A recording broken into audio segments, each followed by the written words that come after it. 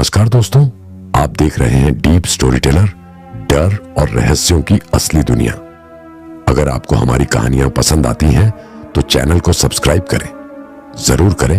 Video को like और comment करना बिल्कुल मत भूलिएगा।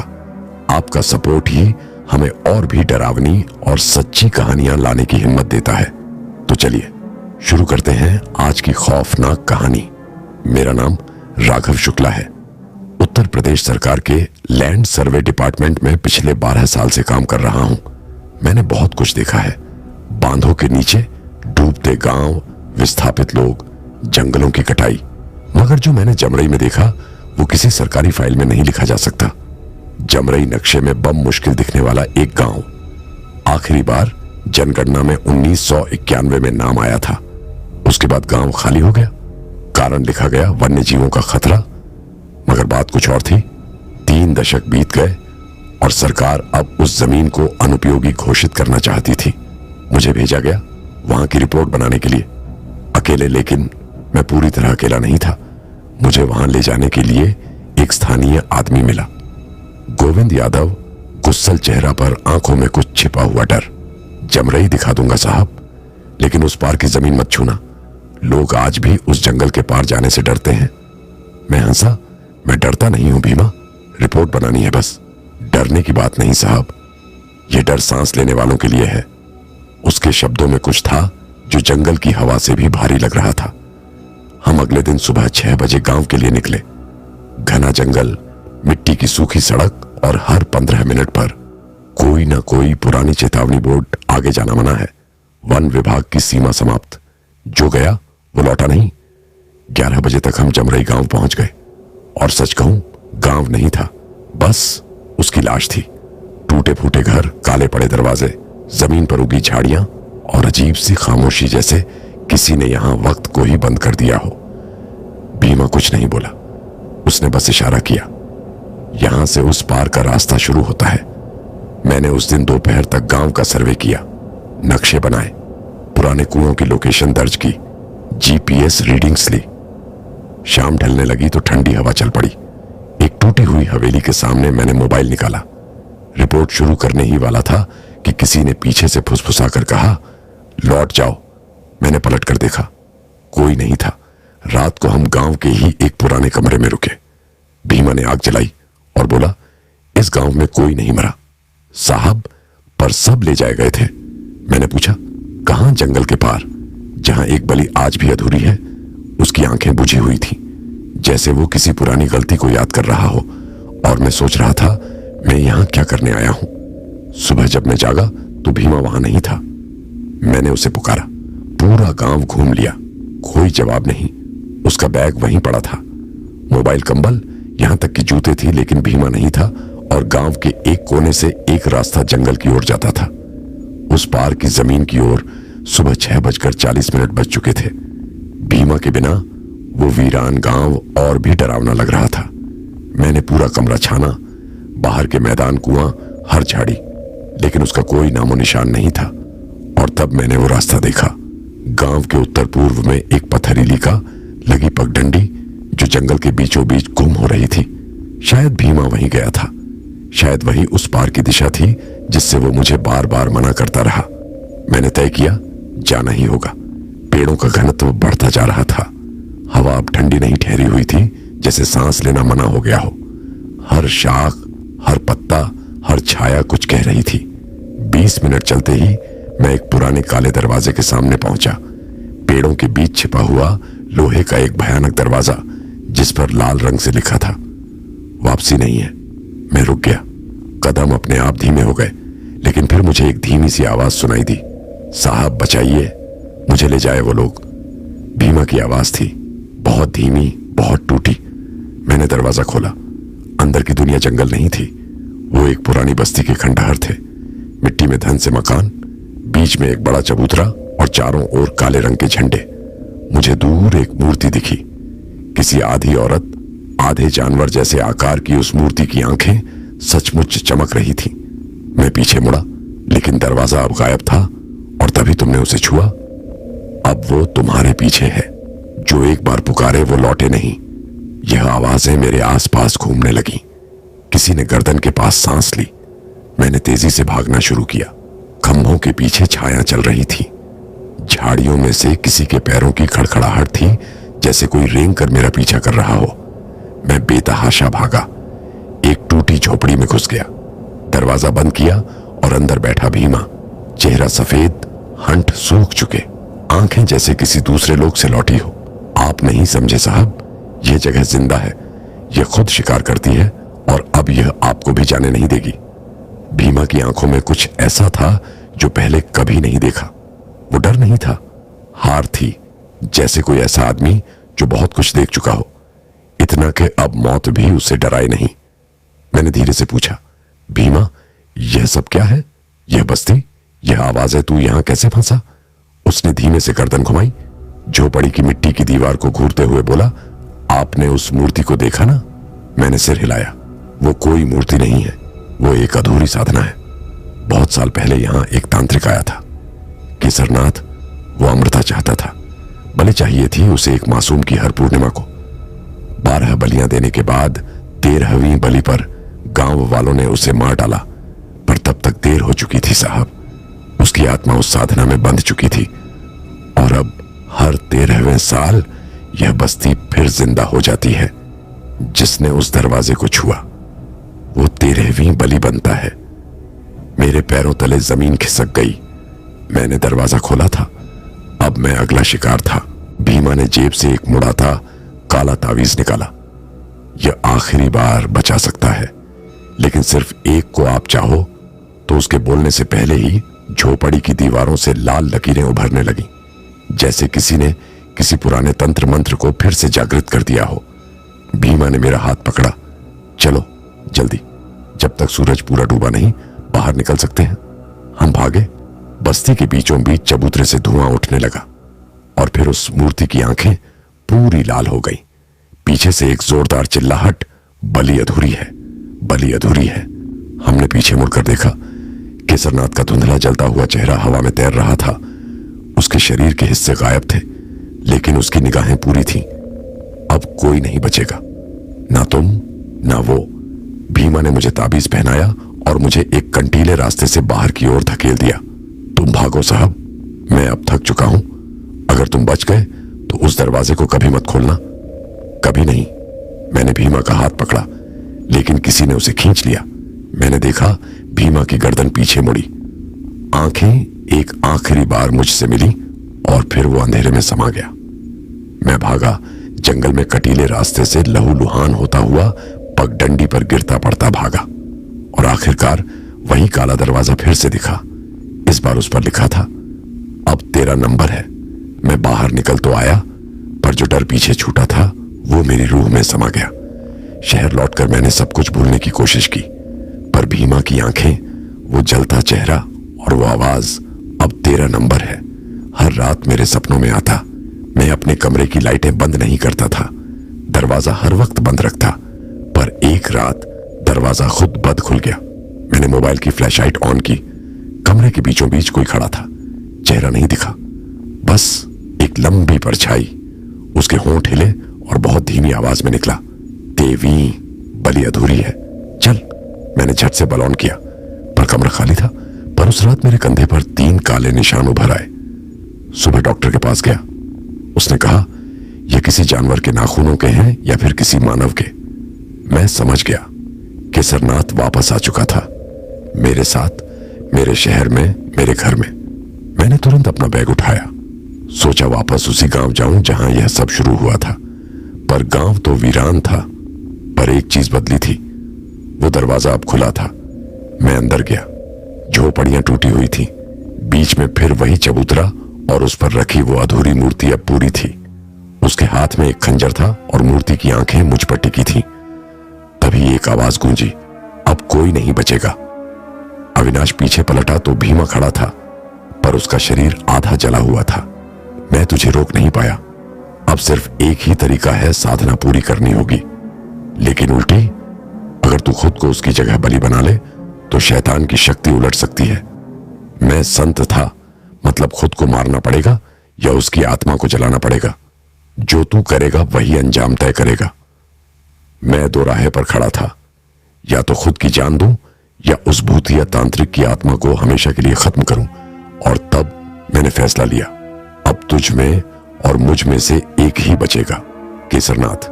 मैंने उस रात चुपचाप उस वीरान गांव में आग लगाई। चारों तरफ घना अंधेरा, एक ओर अधूरी मूर्तियां और दूसरी ओर भीमा की आत्मा जो अब मेरा मार्गदर्शन कर रही थी। भीमा बोला, अगर तांत्रिक को हराना है तो तुझे उसी विधि से साधना करनी होगी। लेकिन उल्टी दिशा में मैंने चबूतरे पर सिंदूर छिड़का, काले धागे बांधे और वह पुराना खंजर उठाया जिससे शायद तेरे भी बलि ली जानी थी। आंखें बंद की, मन में एक ही मंत्र, ओम भस्माय नमः। यह मंत्र भीमा ने ही बताया था, एक ऐसा उल्टा मंत्र जो आत्मा को भस्म कर सकता था अगर सही समय पर बोला जाए। तभी एक झोंका आया, चारों दिशाओं से काले धुएं का साया उठने लगा, झोपड़ियां हिलने लगी, पेड़ टूटकर गिरने लगे और बीचों बीच उस चबूतरे पर वो आ गया। केसरनाथ बिल्कुल वैसा ही लंबा, जटाझूट वाला स्याह, आंखों में राख जैसे गड्ढे। उसकी छाती पर अब भी 13 इंसानों के खून के निशान थे। 13 नंबर है, अब कोई बच नहीं सकता। उसने खंजर मेरी ओर फेंका। मैं झुका और उसी खंजर को उठाकर उसकी ओर बढ़ा। तेरी मौत तुझे ही मुबारक हो, केसरनाथ, मैंने मंत्र जोर से बोला। आसमान से बिजली गिरी, चारों ओर आग लग गई और केसरनाथ की चीखें गूंज उठी। नहीं, यह साधना उल्टी है, यह मुझे जला देगी।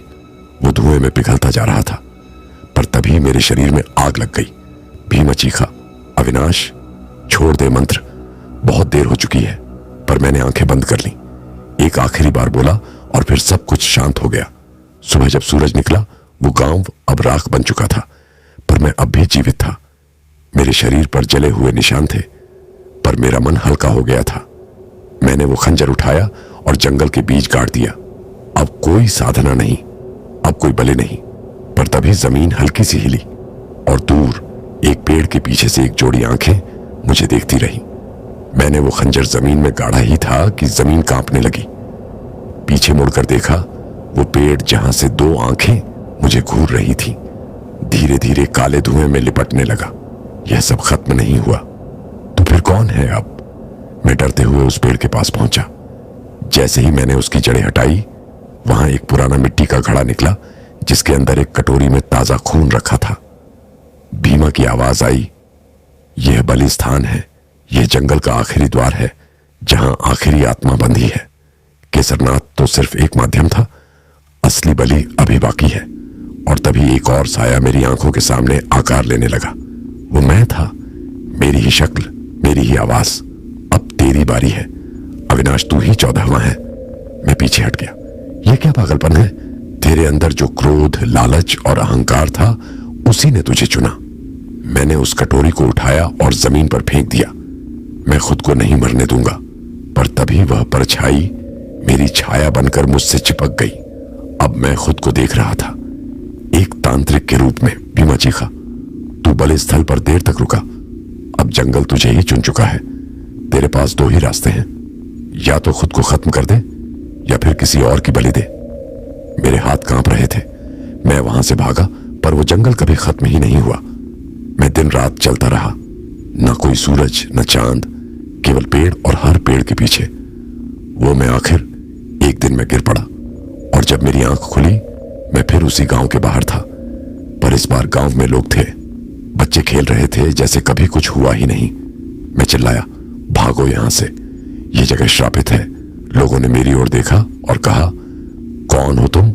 यहां कोई गांव कभी था ही नहीं। मैं पीछे मुड़ा और फिर वो 13 परछाइयां एक एक कर मेरे पीछे खड़ी हो गई।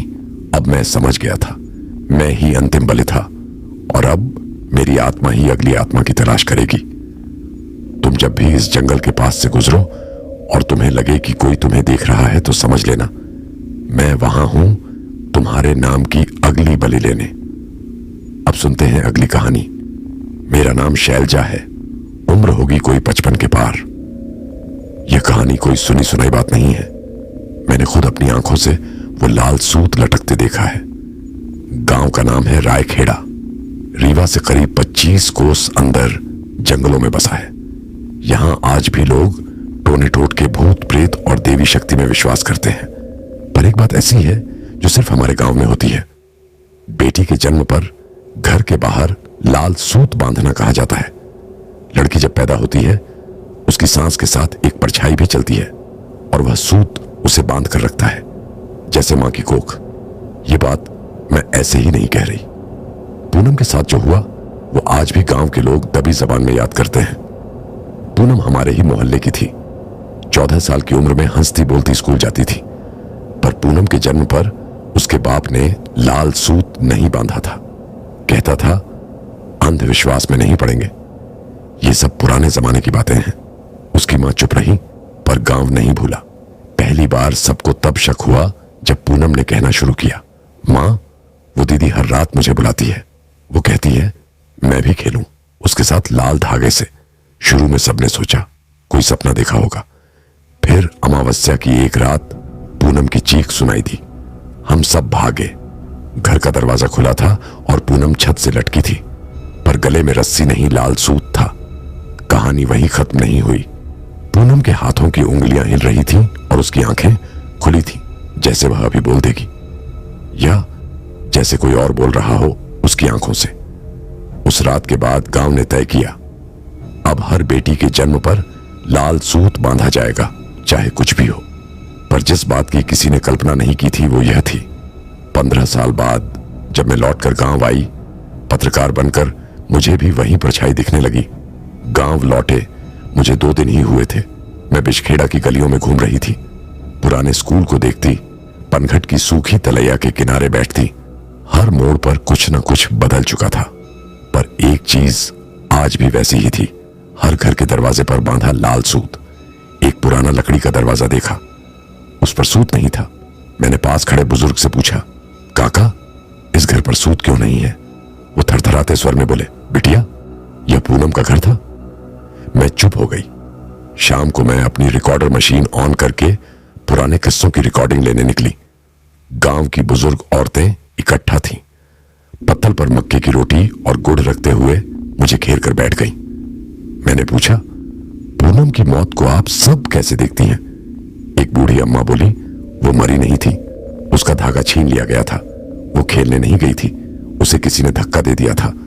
तभी एक औरत ने धीरे से कहा, हमने तो उस रात देखा था, सूत खुद लहरा रहा था हवा में, जैसे किसी ने खींचा हो, पर कोई था नहीं वहां। रात को मैं उस घर के पास रुकी। रिकॉर्डर चालू था। खिड़की के पार से कुछ आवाज आई, बच्चों की हंसी।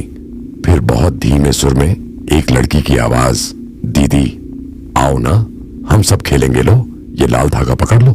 मैंने जैसे ही सिर को सैलजा, मेरे ठीक पीछे की जमीन पर सूखे पत्तों के बीच एक लाल धागा रखा था, गोल घुमाव में, जैसे किसी ने अभी अभी छोड़ा हो। मैंने झुककर उसे उठाया। नहीं, बस धीरे से पूछा, पूनम?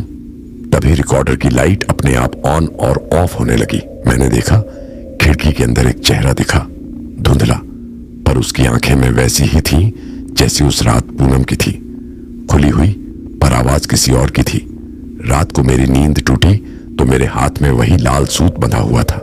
अगली सुबह उठी तो हाथ में बंधा लाल सूत कसकर कसा हुआ था, जैसे किसी ने रात भर पकड़े रखा हो। मैंने धीरे धीरे खोलकर उसे तय करके बैग में रख लिया, पर बात वहीं खत्म नहीं हुई। गांव के बुजुर्ग रामचरण काका ने मुझे बुलाया, बिटिया, अगर जिंदा रहना है तो अब उस घर के पास मत जाना। जिसके गले में सूत लौट कर आ जाता है वो या तो बांधने वाला होता है या फिर अगला शिकार। मैंने पूछा, पर क्या सिर्फ सूत ही है जिससे वह बंधती है? उन्होंने सिर झुकाया, नहीं, सूत तो बस नजर का पर्दा है। असली खेल तो छाया का है। जो एक बार खेल में आ जाए उसे अपनी परछाई भी पराई लगती है।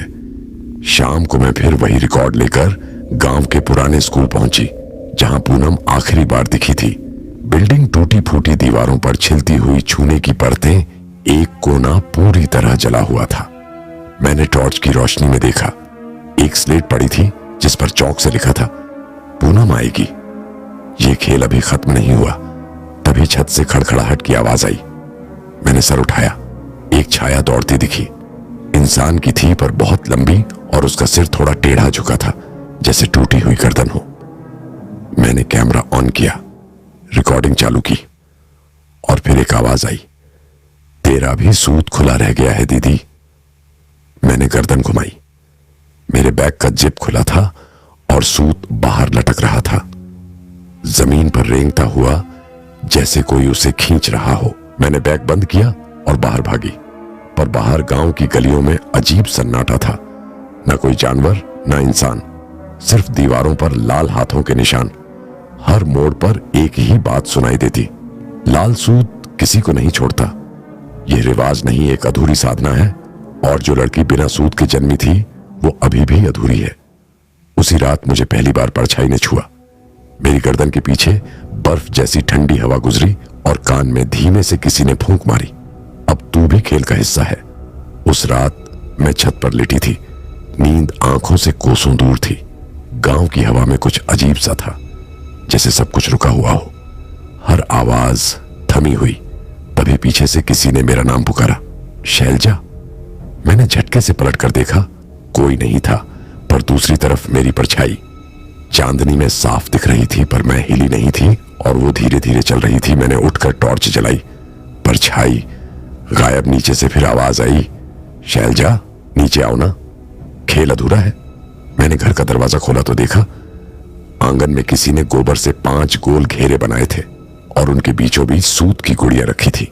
हर गुड़िया की आंखों में काजल था, पर एक गुड़िया की आंखों की जगह पत्तियां चुभई गई थी, और ठीक वही एक कांपती आवाज यह पूनम थी जिसने आंखें खोल ली थी। मैंने अगली सुबह पंडित रामबली से जाकर पूछा, यह सब क्या है? वो कांपते हुए बोले, इस गांव में एक समय में बच्चियां पैदा होते ही चुन ली जाती थी और हर लड़की के गले में सूत बांध दिया जाता था ताकि वो जिसे चुनने आई है उसे पहचान ना सके। पर पूनम के मां बाप ने यह रिवाज तोड़ दिया। उन्होंने सूत नहीं बांधा और उसी रात पूनम गायब हो गई। पूनम के गायब होने के बाद गांव में हर साल एक एक बच्ची गायब होती गई और एक रिवाज बन गया, जिसका सूट टूटे समझो उसकी बारी है। उसी रात मैंने फिर रिकॉर्डिंग चालू की। कमरे की बत्तियां बंद थीं, सिर्फ एक लाल बल्ब जल रहा था, बिल्कुल वैसा ही जैसा पुरानी झोपड़ियों में होता है। रिकॉर्डर पर एक सवाल पूछा, पूनम क्या तू अब भी यहां है? पहले सन्नाटा, फिर अचानक रिकॉर्डर की सुई फड़फड़ाने लगी और एक धीमी आवाज आई, मैं अब एक नहीं रही दीदी, हम कई हैं। तभी कमरे की खिड़की अपने आप खुल गई, पर्दे उड़ने लगे और कमरे के कोने में बैठी एक छोटी सी आकृति घुटनों में सिर छिपाए धीरे धीरे गुनगुना रही थी, लाल सूत बांध लो दीदी, वरना तुम भी हमारी तरह अधूरी रह जाओगी। रात के अंधेरे में एक अजीब सी खामोशी छाई थी। मैंने जो भी सुना वो अब मेरे अंदर ही गूंजता रहता था। वो छोटे छोटे शब्द जो कभी मेरे दिमाग में हलचल मचाते थे अब जिंदगी का हिस्सा बन चुके थे। मेरे आसपास के लोग अब मुझे अजनबी नजर आने लगे थे। हर चेहरे पर एक दबी हुई नफरत और डर था। गांव में बच्चों के खेलने की आवाजें गायब हो गई थी। अब सिर्फ कुछ अधूरी हंसी और दूर से आती अजीब आवाजें ही सुनाई देती थीं। मैंने एक और कोशिश की, बिल्कुल अकेले रात में वही घर जाने की। कभी सोचा नहीं था कि उस घर की छत पर चढ़ना कभी मुझे ऐसा डर देगा, पर अब वो डर मेरा पीछा कर रहा था। घर के अंदर घुसी तो एक ठंडी हवा का झोंका आया। सूत का धागा फिर से जमीन पर पड़ा था। मैंने उसे उठाया, लेकिन इस बार धागा नहीं लहराया, बस बेहद सख्त महसूस हुआ, जैसे वह किसी भारी वजन से जुड़ा हुआ हो। सूत मेरे हाथों में कसने लगा और अचानक कमरे की बत्तियां फर्श पर गिरने लगी। साफ दिखने लगा एक धुंधला चेहरा जो धीरे धीरे आकार ले रहा था। पूनम वो अब कोई बच्ची नहीं रही थी, अब वो किसी और रूप में थी, कोई ऐसी छाया जो कभी इंसान थी। उसने मुझे देखा और फिर धीरे से बोली, दीदी अब हम सब आएंगे, तुम्हारा नाम लिखने, फिर हम भी खेलेंगे, अब तुम हमारी तरह हो। मैंने पीछे मुड़कर देखा, मेरे बैग के अंदर वही लाल सूत हर जगह फैल रहा था। मैंने उसे झटका दिया, लेकिन यह कैसे हो सकता था? सूत खुद ही लहरा रहा था और हर लहर के साथ एक नई आवाज निकल रही थी, दीदी। फिर से पूनम की आंखें खोलने का वक्त आ गया। अब डर ने अपने पंजे मेरी रीढ़ में लगा दिए थे। मैं फौरन गांव के सबसे पुराने मंदिर की तरफ दौड़ी, जहां पंडित रामबली ने बताया था कि सूत से पूनम को बांधा गया था। लेकिन मंदिर के भीतर एक और अदृश्य साया था। वो साया भी पूनम की तरह था, लेकिन उसकी आंखें नहीं थीं, केवल एक खाली गड्ढा। पंडित रामबली की आवाज घबराई हुई आई, शैलजा तुम अब खिलौना नहीं बन सकती हो। अगर तुमने एक बार फिर उस सूत को लहराने दिया तो तुम भी पूनम की तरह रह जाओगी। लेकिन वो साया फिर धीरे धीरे सामने आया। वो साया एक पुरानी किताब में घुसी हुई लड़की की तस्वीर जैसा था, जिसके गले में सूत बांधा हुआ था। सूत के बिना वो साया कभी खत्म नहीं होता। अब तुम भी मेरी तरह हो शैलजा। मैं अब गांव के बाहर पुराने तालाब के पास खड़ी थी, वहीं जहां पूनम की आखिरी बार पूजा हुई थी। हर कदम के साथ हवा और भी ठंडी होती जा रही थी और मेरा दिल बस बहुत तेज धड़क रहा था। तालाब के किनारे लगी झाड़ियां किसी भी पल किसी और रूप में पूनम को बदलने वाली थी। वो साया, वो धुंधली सी आकृति जिसने मुझे बार बार पुकारा था, वह भी हर कदम के साथ मेरे पास आ रहा था। तभी तालाब की ओर एक रात का सफेद चांद उभरा। पंडित रामबली के कहे शब्द मेरे कानों में गूंजने लगे। जब भी सूत की रेखा टूटती है तो उसके बाद वही रेखा कहीं और से जुड़ जाती है और फिर वही लड़की बर्बाद होती है जो उसे जोड़ने की कोशिश करती है। मैंने खुद से पूछा, क्या अब मैं भी पूनम जैसी हो रही हूं? तालाब के पानी में एक हलचल हुई और फिर धीरे धीरे उभरी एक कच्ची सी पिंजरे जैसी आकृति। एक दर्दनाक चीख मुझसे बाहर नहीं निकल पाई। कुछ पल के लिए सब कुछ शांत हो गया था, पर फिर अचानक पानी के अंदर सूत के धागे लहराने लगे, जैसे किसी ने उन्हें खींच लिया हो। और फिर मैंने उसे देखा। वो लड़की थी जो पूनम के बाद हर साल गांव से गायब हो जाती थी। उसकी आंखें बड़ी और काली हो चुकी थीं और वह पूनम की तरह एक एक कदम धीरे धीरे मेरे पास बढ़ रही थी। तुमने सूत छोड़ा था शैलजा, अब तुम हमसे जुड़ोगे? आगे बढ़ते हुए मैंने देखा तालाब के किनारे हर जगह सूत के धागे बिखरे पड़े थे और उनके बीच वो अजनबी रूप और रंग में बदलता हुआ साया खड़ा था। मैंने डरते हुए पीछे की ओर देखा, पर वहां भी वही साया था। अब वो मेरा पीछा कर रहा था, लेकिन यह साया अब सिर्फ पूनम नहीं था। यह गांव के हर उस बच्चे की आत्मा थी जिसने इस सिलसिले को कभी तोड़ा था। उनकी आत्माएं, वो जिनकी छाया भी अब नहीं बची थी। तभी कुछ और कदमों की आवाज आई और एक लड़की की आवाज, तुम अब हमारी हो शैलजा। ये वो आवाज नहीं थी जो पहले सुनी थी। अब ये आवाज पूनम के जैसे हो चुकी थी, पर और गहरी और भी ज्यादा क्रूर। मैंने आंखें बंद की और खुद से कहा, मैं डर नहीं सकती, मैं डर नहीं सकती। सूत का धागा फिर से मेरे गले में लहरा रहा था और एक आवाज आई, अब तुम पूनम की तरह हमसे जुड़ चुकी हो। अब मैं और पूनम दोनों एक ही हो गए थे। अब मुझे यह समझने में देर नहीं लगी कि मैं उस साये से भाग नहीं सकती थी, बल्कि वही साया अब मेरा हिस्सा बन चुका था। गांव का हर व्यक्ति अब मुझे एक अजनबी की तरह देखता था। यहां तक कि मेरी मां भी, जो हमेशा मुझे अपनी गोदी में खिलाती थी, अब मुझे पहचान नहीं पा रही थी। लेकिन सबसे डरावनी बात यह थी कि वो साया अब हर पल मेरे पास था। वो एक अजीब से हंसी के साथ मेरा पीछा करता था। यह हंसी कभी कम नहीं हुई, वो गूंजती रहती थी हर जगह मेरे कानों में। अगली सुबह मैंने पंडित रामबली के पास जाने का फैसला किया। मैं जानती थी कि अब मुझे इस घातक साये से मुक्ति पाने का तरीका सिर्फ वही बता सकते थे। उसने मेरे चेहरे को देखा और कहा, शैलजा, तुम्हें यह समझना होगा कि अब तुम हमेशा के लिए हमारी जमीन का हिस्सा बन चुकी हो। तुमने हमें मुक्त किया है और अब तुम्हें इस साये से मुक्ति नहीं मिल सकती। उसकी बातें मेरे दिमाग में घर कर गई।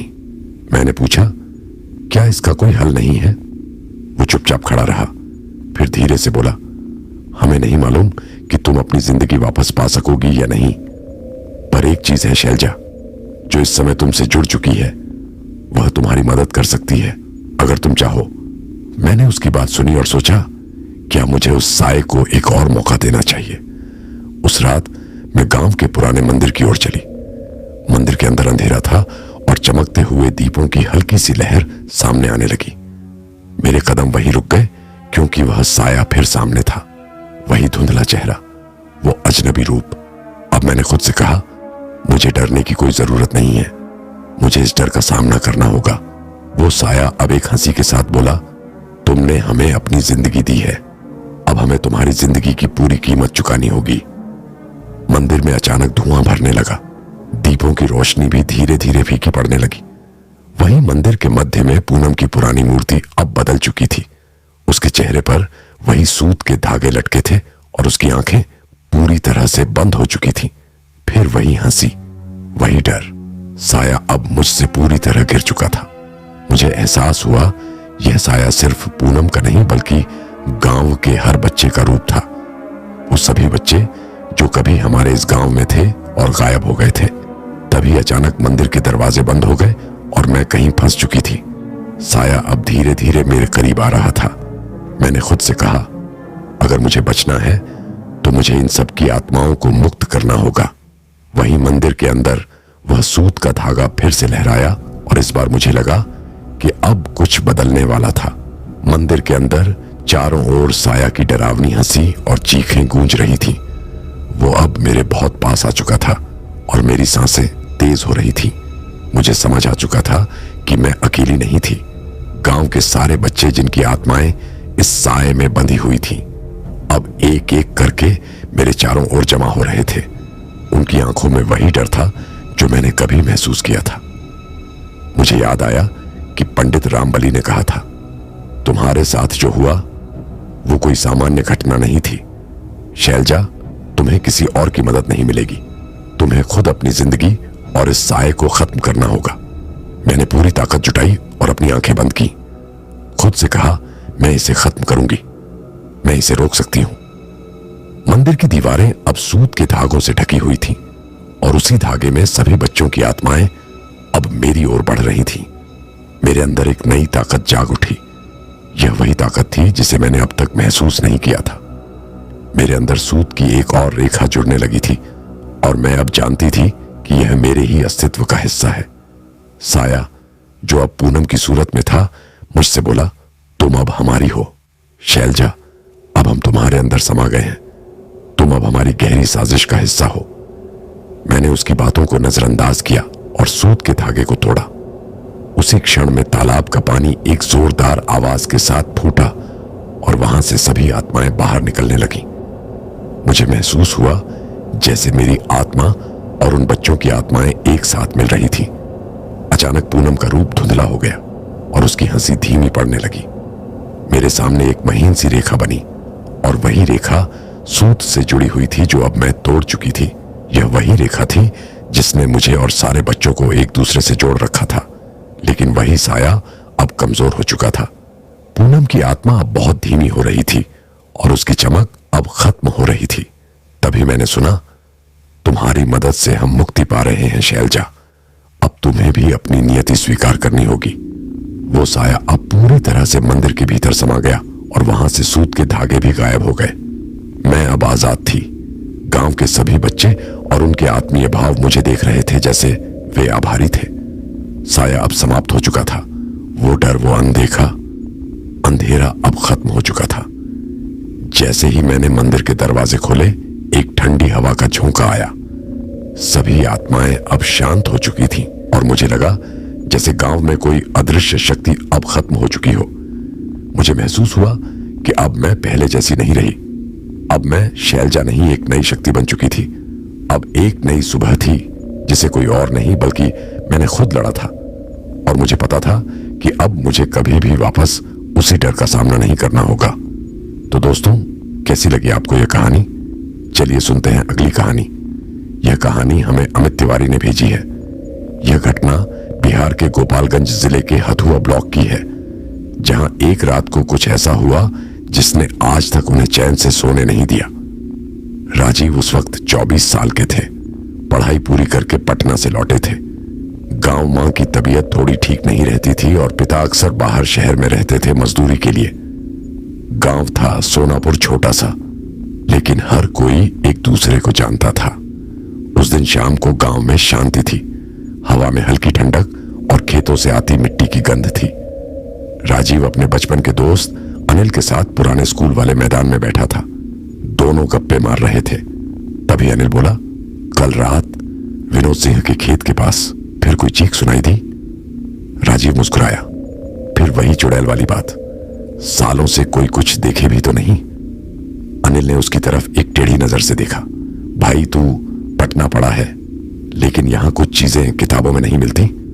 उस वक्त दोनों ने हंसी में बात टाल दी, लेकिन राजीव के मन में कुछ चुभ गया। रात के करीब 10 बजे जब पूरा गांव अंधेरे में डूबा हुआ था, राजीव अपने घर के पिछवाड़े बाहर निकला पेशाब करने। चारों ओर सन्नाटा था। बस कभी कभार कोई कुत्ता भौंक उठता या दूर कहीं से उल्लू की आवाज आती। तभी खेत की तरफ से अचानक एक अजीब सी सरसराहट हुई, जैसे कोई पत्तों पर घिसकते हुए चल रहा हो। राजीव ने आंखें तरवी पर कुछ नजर नहीं आया। तभी एकदम सामने की बागड़ के पास उसे कुछ खड़ा दिखा। कद छोटा झुका हुआ, सिर से पांव तक मिट्टी से ने कपड़े और उसके बाल एकदम भीगे और चेहरे पर चिपके हुए, जैसे किसी कुएं से अभी निकला हो। राजीव का कलेजा मुंह को आ गया। उसने आंखें मसल कर फिर देखा, पर अब वहां कुछ नहीं था। भाग कर अंदर आया, दरवाजा बंद किया और बिना किसी से कुछ कहे अपने बिस्तर में घुस गया। पर रात को नींद कहां आती है जब पहली बार डर ने दरवाजा खटखटाया हो। राजीव दरवाजा बंद करके बिस्तर में लेट तो गया था, लेकिन उस रात चैन से सोना उसके नसीब में नहीं था। कमरे में अंधेरा पसरा था, सिर्फ खिड़की से आती हल्की सी रोशनी और पंखे की धीमी सी आवाज। पर दिल की धड़कन तेज थी, जैसे सीने में ढोल बज रहा हो। वो बार बार अपने आप को समझा रहा था कुछ नहीं था, कोई जानवर होगा या शायद आंखों का धोखा। पर अचानक उसे लगा कि खिड़की के पास कोई साया आया, कोई हल्की सी सरसराहट, जैसे किसी ने अपने गीले पांव जमीन पर घसीटे हों। राजीव ने करवट बदली और आंखें बंद कर ली, पर अब कान खुल गए थे। कमरे की दीवार से सटी अलमारी की तरफ से धीरे धीरे खड़खड़ाहट की आवाज आने लगी। पहले हल्की थी, फिर थोड़ी तेज, धक धक। राजीव ने एक झटके में उठकर बत्ती जलाई, पर कमरे में कुछ नहीं था। वो सीधा अलमारी के पास गया, धीरे से उसका दरवाजा खोला। अंदर कपड़े थे जैसे रोज रहते थे, लेकिन नीचे कोने में मिट्टी के निशान थे, जैसे किसी के गीले पांव पड़े हों। उसका गला सूख गया। बिना एक शब्द बोले वो दीवार के सहारे बैठ गया और अगले कुछ मिनट वहीं बैठा रहा। कुछ देर बाद थक कर फिर से लेट गया। पर उस रात जब उसकी आंख लग रही थी, तभी कमरे का दरवाजा खुद ब खुद चर की आवाज के साथ खुल गया। राजीव की आंखें खुली और उसे लगा कोई दरवाजे के पास खड़ा है, पर यह कोई आम साया नहीं था। उसके सामने एक औरत खड़ी थी, आधे शरीर पर कीचड़, भीगे बाल, आंखें लाल और हंट एकदम नीले। वो औरत कुछ नहीं बोल रही थी, बस देख रही थी बिना पलक झपकाए। राजीव के शरीर ने जवाब दे दिया। वो हिल भी नहीं सका, बोल भी नहीं सका, सिर्फ उसकी सांसें चल रही थी, वो भी डर से अधूरी। और अचानक वो औरत सीधा उसकी तरफ चल पड़ी, 1 2 3 कदम और फिर अचानक गायब। राजीव चीख कर उठा, पूरा बदन पसीने से भीग चुका था। उसके चिल्लाने की आवाज से मां जाग गई, दौड़ती हुई आई। क्या हुआ राजू? मां ने पूछा। राजीव कुछ नहीं बोला, बस मां के गले लगकर रोने लगा। उसकी आंखों में वो चेहरा अब भी बसा था। उस दिन के बाद कुछ भी वैसा नहीं रहा। राजीव के लिए अब वो घर सिर्फ रहने की जगह नहीं रहा। अब हर कोना, हर खिड़की और हर दीवार उसे कुछ कहती सी लगती थी। सुबह मां ने लाख पूछा, राजू क्या देखा तूने रात को? पर वो बस चुप रहा। नाश्ता करने की कोशिश की, पर निवाला गले से नीचे नहीं गया। वो सीधा घर से बाहर निकल गया और चल पड़ा गांव के उस पुराने कुएं की तरफ, जिसके बारे में बचपन से अजीब बातें सुनी थी। गांव के बुजुर्ग कहते थे उस कुएं में एक औरत ने छलांग लगा दी थी बरसों पहले, और उसके बाद वहां से अजीब चीखें आती हैं रात को। राजीव को कभी विश्वास नहीं हुआ था, लेकिन अब जो वो देख चुका था उसके बाद कुछ भी झूठ नहीं लगता। कुएं के पास पहुंचकर उसने देखा चारों ओर झाड़ियां उगी थीं। आसपास किसी के कदमों के निशान नहीं थे और कुएं की दीवार पर एक पुरानी लाल चुनरी फंसी हुई थी, जैसे कोई वहां से खींच कर हटाई गई हो। वो आगे बढ़ा और जैसे ही कुएं के मुहाने तक पहुंचा, उसे ऐसा महसूस हुआ जैसे कोई पीछे से सांस ले रहा हो, धीमी, भारी और थकी हुई सांस। राजीव ने तुरंत पलट कर देखा, पर वहां कोई नहीं था। वो कुछ सेकंड वहीं खड़ा रहा, फिर जेब से मोबाइल निकाला और कुएं की तरफ लाइट मारी, और तभी अंदर से कोई चेहरा ऊपर देखने लगा। एक औरत का चेहरा, वही नीले हंट, वही कीचड़ से भरा चेहरा। राजीव की जान निकल गई। उसने बिना कुछ देखे बिना पीछे मुड़े दौड़ लगा दी। भागता हुआ सीधे मंदिर पहुंचा, गांव के पुराने शिव मंदिर। पुजारी बाबा वहां थे। राजीव उनके पैरों में गिर गया।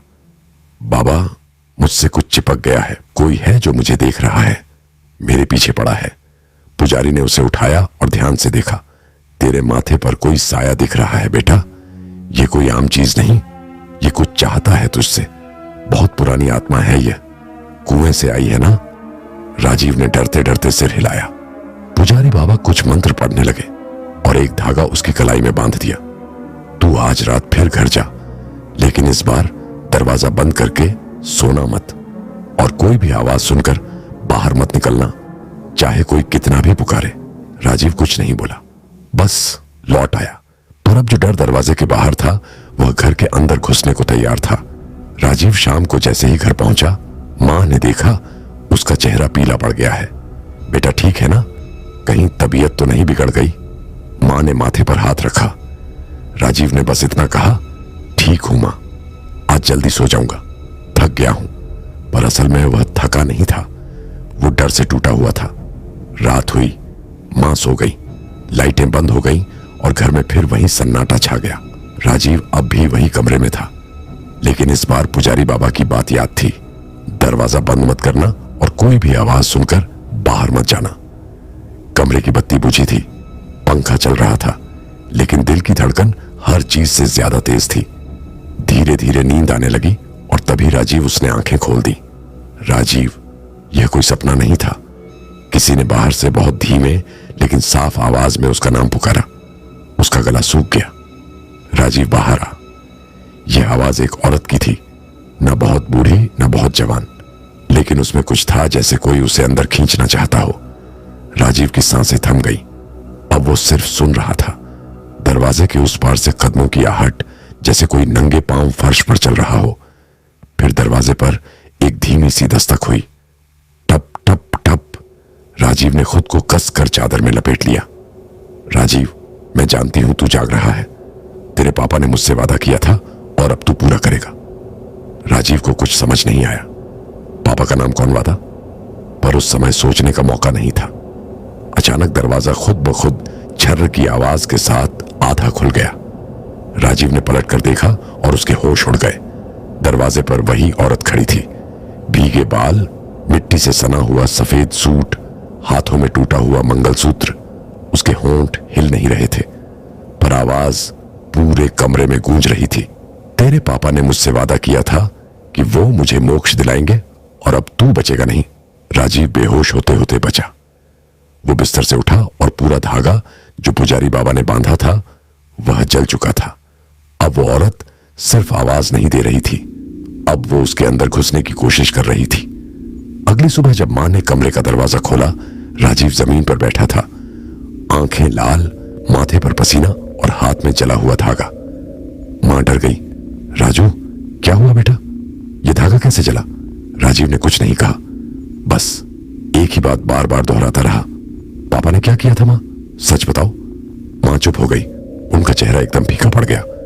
कुछ देर बाद उन्होंने कहना शुरू किया, तेरे पापा जब तुम बहुत छोटे थे तब वो एक जमीन का मामला सुझाने गांव के ही बाहर बरगवा नाम की जगह गए थे। वहां एक विधवा औरत रहती थी, निर्मला नाम था उसका, अकेली गरीब लेकिन अपनी जमीन के हकदार। तेरे पापा ने पहले तो उसकी मदद की, फिर उसके साथ कुछ ऐसा किया जो नहीं करना चाहिए था। उस औरत ने शिकायत करने की धमकी दी और लोगों के सामने नाम उजागर करने को कहा।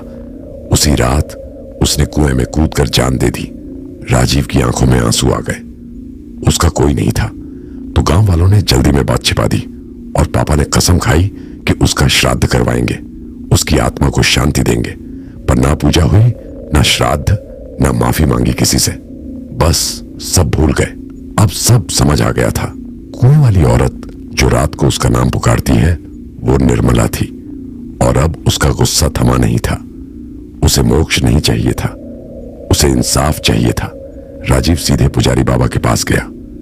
बाबा सब समझ गए, अब बहुत देर हो चुकी है। अब वो आत्मा खुद को तेरे साथ जोड़ चुकी है। अब अगर उसे रोका नहीं गया तो वो तुझे खींच ले जाएगी। वहीं उसी कुएं में राजीव ने कांपती आवाज में पूछा, अब क्या करें बाबा? बाबा बोले, अब रात की चौथी पहर में तुझे उसी कुएं के पास जाना होगा और जो अधूरा वादा तेरे पापा ने किया था उसे पूरा करना होगा। निर्मला की अस्थियां कुएं से निकालनी होंगी और उसका श्राद्ध करना होगा। तभी उसका गुस्सा शांत होगा। राजीव जानता था यह आसान नहीं होगा, क्योंकि अब कुएं के पास सिर्फ पानी नहीं था, वहां एक आत्मा का इंतजार था जो देख रही थी, सुन रही थी और राजीव की हर हरकत पर नजर रखी थी। रात के 2:30 बज चुके थे। गांव की हर गली सुनसान थी, ना बिजली थी ना हवा, बस राजीव के कदमों की आहट और सांसों की आवाज थी। उसके हाथ में बाबा द्वारा दिया गया लोटा था जिसमें गंगाजल और तुलसी की डंडी थी। बाबा ने कहा था कुएं तक जाना, लेकिन जैसे ही आवाज आए पीछे मत मुड़ना वरना वही रह जाएगा। राजीव जब पुराने पीपल के पेड़ के पास पहुंचा तो उसका शरीर कांपने लगा। वो जगह अब भी वैसी ही थी, सूखा कुआं, उसके चारों तरफ घनी झाड़ियां और ऊपर टेढ़े पेड़ की शाखाएं जैसे किसी को पकड़ने को तैयार हों। वो धीरे धीरे कुएं के पास गया और वहां खड़े होकर गंगा जल डालना शुरू किया। ओम त्रयंबकम यजमहे। अभी मंत्र आधा ही हुआ था कि रुकेगा तो तेरा भला होगा, पीछे से किसी ने फुसफुसा कर कहा। राजीव के रोंगटे खड़े हो गए। उसने बाबा की बात याद रखी, पी नहीं मुड़ना है। लेकिन फिर दूसरी आवाज आई, इस बार एकदम पास से, तू भी धोखा देगा राजी, जैसे तेरे बाप ने दिया। ये वही आवाज थी, निर्मला की। राजीव ने अपनी आंखें बंद कर ली और चिल्लाकर मंत्र पढ़ने लगा। मृत्यु मुक्षी मामृतात। कुएं के अंदर से तेज हवा निकली। एक झटका सा लगा जैसे कोई अंदर से बाहर निकलने को फाड़ रहा हो। अचानक उसके पैरों में कुछ गीला सा महसूस हुआ। जब उसने नीचे देखा, एक सड़ी हुई हाथ की उंगलियां उसके पैर पकड़ चुकी थी। अब वो चिल्ला नहीं पाया, उसकी आवाज घुट गई। लेकिन तभी कुएं के पीछे से एक और आवाज आई, राजीव झुक मत, मैं हूं बाबा, अभी मत देख बाबा। वहां आ चुके थे। उन्होंने झट से उसके ऊपर लाल सिंदूर का तिलक फेंका और गंगा जल छिड़क दिया। चीख गूंजी जैसे किसी ने आग में पैर रख दिया हो। हाथ गायब हो गया। राजीव गिर गया, कांपने लगा। बाबा ने कहा, इस आत्मा को शांति नहीं चाहिए, बदला चाहिए। इसने अपने अंतिम समय में खुद को जलाया नहीं, बल्कि किसी और को मारकर आत्मा को बांध लिया है। यह अब पिशाचिनी बन चुकी है और जब तक इसका खेल खत्म नहीं होता तू हर रात इसे देखेगा, हर रात महसूस करेगा। राजीव डर से कांपते हुए बोला, तो क्या आप भी श्राद्ध कर सकते हैं? बाबा ने सिर हिलाया, अब नहीं, अब यह आत्मा श्राद्ध से नहीं मानेगी। अब तुझे इसकी सच्चाई सामने लानी होगी जो इसने झूठ बोलकर छुपाई है, और तभी यह मरेगी। 3 दिन बीत चुके थे राजीव अब दिन में भी चुपचाप रहने लगा था। रात होते ही उसे सपनों में कुआं जलती हुई निर्मला और वो आवाजें फिर सुनाई देती। तू भी झूठ बोलेगा राजीव, तू भी मुझे जलाएगा। राजीव अब समझ चुका था यह आत्मा बस मरी नहीं, इसे किसी ने मारा था और इसकी मौत के पीछे कोई गहरी साजिश थी। राजीव ने तय किया सच तलाशने का। गांव के सबसे पुराने आदमी धनीराम काका, जिनकी उम्र 90 पार थी, उनके पास पहुंचा। राजीव ने जब निर्मला के बारे में पूछा तो काका पहले तो चुप रहे, फिर कांपती आवाज में बोले, बेटा निर्मला जैसी लड़की इस गांव में दोबारा नहीं आई, लेकिन वह जली नहीं थी। राजीव चौंक पड़ा। मतलब वो मरी थी, लेकिन उसे किसी और ने जलाया ताकि उसकी आत्मा कभी मुक्त ना हो सके। किसने? धनीराम का मुंह सूख गया। तेरे पापा के दोस्त और गांव के 3 बड़े आदमी, जिनके नाम आज भी मंदिर के पत्थर पर खुदे हैं। उन्होंने उस लड़की को डायन कहा और घर में घुसकर मार डाला। डायन क्यों? क्योंकि वह गर्भवती थी। राजीव की रूह कांप गई। लेकिन बच्चा किसका था? धनीराम की आंखें भर आईं। शायद तेरे पिता का या उनके किसी दोस्त का, हम कुछ नहीं कह सकते, लेकिन वह लोग नहीं चाहते थे कि सच्चाई बाहर आए। उस रात राजीव ने निर्मला की पुरानी कोठरी पर फिर से जाने की हिम्मत की। वहां अब भी उस कमरे में दीवार पर राख थी, एक पुरानी कांच की चूड़ियों की जोड़ी और फर्श पर कुछ जले हुए कागज। राजीव ने उन कागजों को निकाला। बड़ी मुश्किल से कुछ शब्द पढ़े जा सके। अगर मुझे कुछ हो जाए तो जान लो, यह मौत मेरी पसंद नहीं। मैं बस प्यार करना चाहती थी। वो मुझसे शादी करने वाला था, लेकिन अब वो भी डरता है। कागज पर नाम था निर्मला और नीचे की लाइन जली हुई, मगर एक शब्द साफ दिखा। राजीव सन रह गया। क्या उसका पिता या कोई और तभी कमरे का दरवाजा खुद ब खुद बंद हो गया। हल्की सी फुसफुसाहट, मुझे इंसाफ चाहिए राजीव। तू वही करेगा ना? सुबह के 4 बजे थे, राजीव मंदिर के पास वाली चौपाल पर बैठा था। पूरी रात वह कसम खा चुका था, निर्मला की आत्मा को इंसाफ दिलाएगा, चाहे जो हो जाए। वो सीधे पहुंचा गांव के पुराने हेडमास्टर हरिनारायण तिवारी जी के पास, जो उस वक्त सब कुछ जानते थे मगर चुप थे। राजीव ने कागज उनके सामने रखे। आपने इस गांव को पढ़ाया है, अब सच भी बताइए। तिवारी जी की आंखें भर आईं। हम सब जानते थे, लेकिन वो तीनों ताकतवर थे। जगन्नाथ मिश्रा, रामदीन साहू और हरिकेश यादव, तीनों ने मिलकर निर्मला को मार दिया और आग लगा दी ताकि सबूत मिट जाए। राजीव ने पुलिस में शिकायत दर्ज करवाई, मगर सबूत सिर्फ राख, जले कागज और डर। उस रात पूरे गांव में तेज आंधी चली। कुएं के पास एक भयानक चीख गूंजी। जगन्नाथ मिश्रा की मौत हो गई कुएं में गिरकर। रामदीन साहू का दिल बैठ गया, बिस्तर पर मरा मिला। हरिकेश यादव पागल हो गया, बस एक ही बात दोहराता रहा, उसने आग में मुझे पकड़ लिया। गांव वाले दहशत में आ गए। कोई नहीं समझ पाया कि यह कैसे हुआ, लेकिन राजीव जानता था। कुछ हफ्ते बाद राजीव ने उस कोठरी को अपने पैसों से तुड़वा दिया।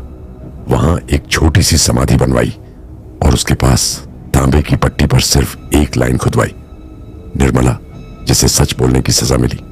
राजीव अब गांव नहीं रहता, वो शहर में है, लेकिन हर साल एक बार उस कुएं के पास जाता है। चुपचाप बैठता है और कुछ नहीं कहता, क्योंकि अब भी रात की हवा में एक धीमी सी आवाज आती है, धन्यवाद राजीव, अब मैं आजाद हूं। आप देख रहे हैं चुपके चुपके डर।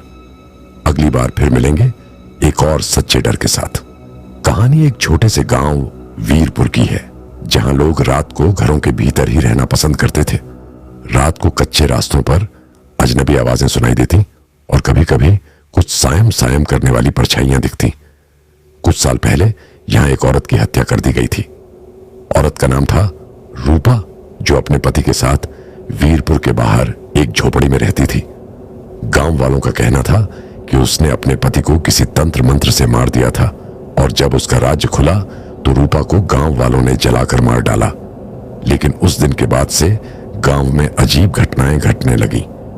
यह घटनाएं केवल रात में होती और किसी को भी ठीक से नहीं समझ आता कि यह क्या हो रहा था। रात के अंधेरे में जब लोग घरों के अंदर बंद थे, शिवनारायण और उसका दोस्त गुलाबचंद हमेशा की तरह अपने खेतों से लौट रहे थे। वे गांव के बाहर एक सुनसान रास्ते पर चलते हुए आपस में बातें कर रहे थे, जब अचानक उन्हें एक हल्की सी आहट सुनाई दी। तुमने सुना क्या? शिवनारायण ने चौंकते हुए कहा। वो जैसे कोई खांस रहा हो। गुलाबचंद बोला, अरे ये कोई ना कोई कुत्ता होगा। शिवनारायण ने कहा, लेकिन उसकी आवाज में कुछ डर था। दोनों ने आगे बढ़ने की कोशिश की, लेकिन जैसे ही वे थोड़ी दूर और बढ़े, उन्हें सामने रूपा की कटी हुई लाश दिखाई दी। वह लाश एक पेड़ के नीचे पड़ी थी। उसकी आंखें खुली हुई थी और उसका चेहरा एकदम सफेद था। दोनों दोस्त डर के मारे जमीन पर गिर पड़े। क्या यह उसकी आत्मा थी? अगली रात शिवनारायण अपने घर से बाहर आकर अपने बगीचे में काम कर रहा था। तभी उसे सायम सायम की आवाज सुनाई दी। वो आवाज तेज होती गई और अचानक एक परछाई उसके सामने आकर खड़ी हो गई। शिवनारायण ने देखा वो रूपा की शक्ल थी, लेकिन उसकी आंखें खून से लाल थीं और उसके चेहरे पर घबराहट और गुस्सा था। वह किसी के पास खड़ी नहीं थी, बल्कि हवा में लटक रही थी। उसकी हथेली में एक काले रंग की कटोरी थी जिसमें खून था। तू रूपा, शिवनारायण बम मुश्किल बोल पाया। रूपा ने सन्नाटे में एक शब्द कहा, मुझे भूल नहीं सकते, और फिर वह गायब हो गई। शिवनारायण ने गुलाबचंद से यह बात शेयर की, लेकिन गुलाबचंद को विश्वास नहीं हुआ। वो हंसते हुए बोला, अरे यार, यह सब तुम्हारे दिमाग का खेल है, तुम नहीं समझ रहे हो, कुछ बहुत खतरनाक है यहां। शिवनारायण ने डरते हुए कहा। रूपा की आत्मा, गुलाबचंद ने मजाक उड़ाते हुए कहा। लेकिन अगले दिन गुलाबचंद को उसी जंगल में रूपा की परछाई दिखाई दी और इस बार वो उसे खींच ले गई। गुलाबचंद का शरीर उस जंगल में किसी पेड़ से लटका हुआ मिला और उसके मुंह से केवल एक शब्द निकल रहा था, रूपा। शिवनारायण ने अब तय किया कि वह रूपा की आत्मा को शांति दिलाएगा। उसने तंत्र मंत्र सीखा और रूपा के गांव की कब्र पर रात के अंधेरे में एक पूजा पाठ करने की योजना बनाई। रात को वह जैसे ही वहां पहुंचा, उसने देखा कि रूपा का चेहरा फिर से सामने था, लेकिन इस बार वह सिर्फ खड़ी नहीं थी बल्कि उसकी आंखों से खून बह रहा था। वह धीरे धीरे शिवनारायण के पास आ रही थी। उसकी सांसें गहरी और कर्कश थीं। क्या तुम मुझे शांति दे पाओगे? रूपा की आवाज गूंज उठी। मैं सिर्फ तुम्हारी आत्मा को मुक्त करना चाहता हूं, शिवनारायण ने कहा। उसके हाथ कांप रहे थे, लेकिन फिर अचानक रूपा का चेहरा बदल गया और वह एक डरावने और भयानक रूप में बदल गई। उसकी हड्डियां बाहर निकली हुई थीं और उसका शरीर जलते हुए तंतु से ढका हुआ था। वह शिवनारायण की ओर बढ़ी। तुम चाहते हो मुझे मुक्त कर दो, रूपा ने कहा। उसकी आवाज में दर्द और गुस्सा था। लेकिन तुम्हारी आत्मा अब मेरी है, शिवनारायण ने किसी तरह उसे भगा दिया। लेकिन वह जानता था कि अब यह जंगल उसकी आत्मा की तलाश करेगा। अगली सुबह शिवनारायण गांव लौट आया। उसने सभी को चेतावनी दी, रात के अंधेरे में कभी भी बाहर मत निकलना, क्योंकि रूपा का श्राप अब भी यहां है। लेकिन लोग हंसी उड़ाते हुए उसकी बातों को नकारने लगे। शिवनारायण ने अब अपने गांव से पलायन कर दिया। लेकिन जब वह कहीं और पहुंचा, वो रूपा को हर जगह पाता था।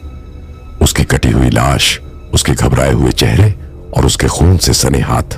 अब वह जान चुका था, रूपा कभी नहीं मरेगी और जब भी वह चाहती है वह किसी को भी अपनी गिरफ्त में ले सकती है। जंगल में उस अंधेरे रास्ते पर आज भी कोई न कोई उस भयावह आवाज को सुनता है, रूपा मुझसे मिलो। दोस्तों, यह थी आज की डरावनी कहानी। अगर आपको कहानी पसंद आई हो तो चैनल डीप स्टोरी टेलर को सब्सक्राइब करना ना भूलें। वीडियो को लाइक और कमेंट जरूर करें। अगली बार हम फिर मिलेंगे एक और खौफनाक किस्से के साथ। तब तक के लिए सुरक्षित रहिए और अंधेरे से सावधान रहिए।